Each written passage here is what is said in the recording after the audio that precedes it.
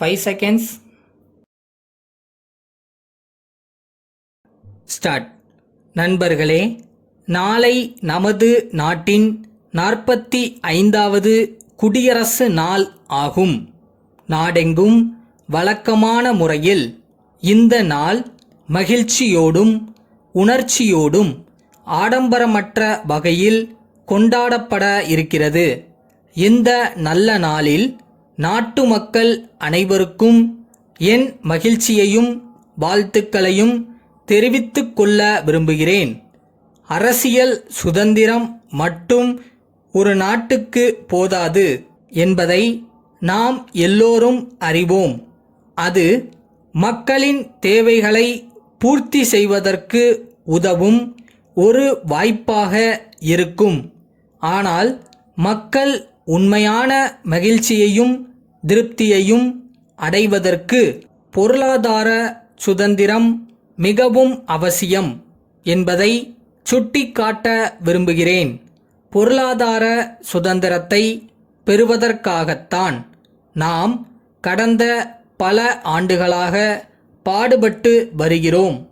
தொழில் துறையிலும் விவசாயத் துறையிலும் முன்னேற்றம் காண்பதற்காக நாம் திட்டமிட்ட முறையில் முயற்சிகள் மேற்கொண்டு வந்துள்ளோம். பல 5 ஆண்டு திட்டங்களை தீட்டி அவைகள் வெற்றிகரமாக நிறைவேற்றப்பட்டுள்ளதையும் நாட்டு மக்கள் நன்கு அறிவார்கள். ஆனால் இத்திட்டங்களின் மூலம் மக்களுக்கு கிடைத்துள்ள நன்மைகள் பற்றி நாம் எண்ணி பார்க்கும்போது நமக்கு கவலையும் வருத்தமும் ஏற்படுகின்றன. இதற்கான காரணங்கள் என்ன? நாட்டில் சிலரிடையே பேராசையும் சுயநலமும் ஏற்பட்டுள்ளன. இவைகள் காரணமாக வரி ஏய்ப்பு, அந்நிய செலாவணி பற்றிய குற்றங்கள் போன்ற தேச விரோத செயல்கள் பெருமளவில் காணப்படுகின்றன. இவை பற்றி அரசு தக்க நடவடிக்கைகளை மேற்கொண்டு வருகிறது என்பதை இந்த சமயத்தில் தெரிவித்துக் கொள்ள விரும்புகிறேன்.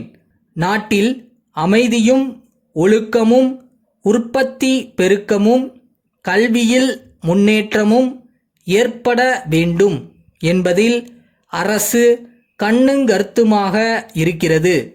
தொழிலாளர்கள் ஒழுங்காக தங்கள் வேலைகளை செய்து உற்பத்தி பெருக்கத்திற்கு உதவ வேண்டும் என்று கேட்டுக்கொள்கிறேன்.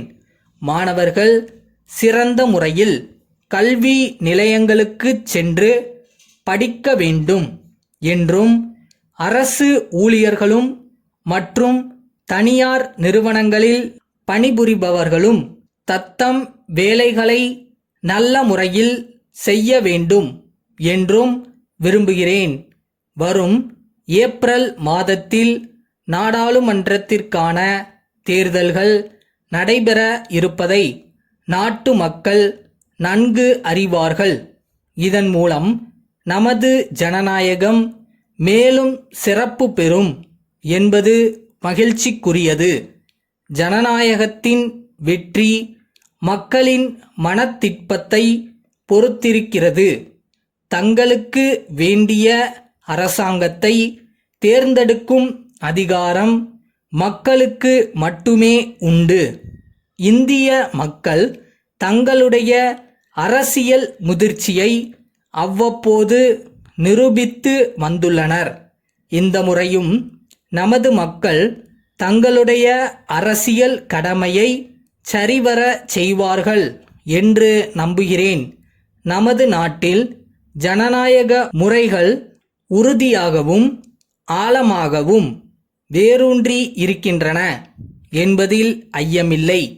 பாரபட்ச முறை, நேர்மை ஆகியவற்றில் உயர்ந்த தரத்தை பின்பற்றுவதில் நமது தேர்தல் யந்திரம் பெரும் வெற்றியை பெற்றிருக்கிறது என்பதில் நாம் பெருமை கொள்ளலாம்.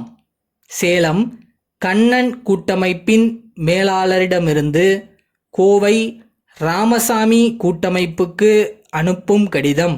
அன்புடையீர். வணக்கம். நாங்கள் சென்ற செப்டம்பர் மாதம் தங்களுக்கு அனுப்பிய மர சாமான்களுக்கான பணம் ரூபாய் 7500 மற்றும் இரும்பு சாமான்களுக்கான பணம் ரூபாய் 3000 இதுவரையில் செலுத்தப்படவில்லை என்பதை வருத்தத்துடன் தெரிவித்துக் கொள்கிறோம். பணம் செலுத்துவதில் 3 மாதங்களுக்கு மேல் காலதாமதம் செய்யப்பட்டுள்ளது என்பதை ஞாபகப்படுத்துவதுடன் இது பற்றி 2 நினைவூட்டு கடிதங்களும் தங்களுக்கு அனுப்பப்பட்டுள்ளன என்பதை சுட்டிக்காட்ட விரும்புகிறோம். வாடிக்கையாளர்கள் எங்களுக்கு சேர வேண்டிய பணத்தை அவ்வப்போது செலுத்தாவிட்டால் எங்கள் வியாபாரம் பெரிதும் பாதிக்கப்படும் என்பதை தாங்கள் அறிவீர்கள். தாங்கள் எங்கள் நிறுவனத்தின் நீண்ட கால வாடிக்கையாளர் என்பதால் நாங்கள் இது பற்றி மேல் நடவடிக்கை எதையும் எடுக்க இயலாத நிலையில் இருக்கிறோம். எனவே மேலும் காலதாமதம் செய்யாமல் எங்களுக்கு சேர வேண்டிய நிலுவை பணத்தை உடனடியாக அனுப்பி வைக்கும்படி கேட்டுக்கொள்கிறோம். தங்கள் மேலான ஆதரவை தொடர்ந்து எதிர்பார்க்கிறோம்.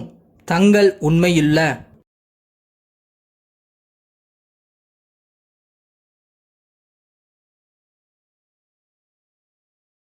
நம்ம வேலையை நம்ம செஞ்சுட்டு போயிட்டே இருப்போம்.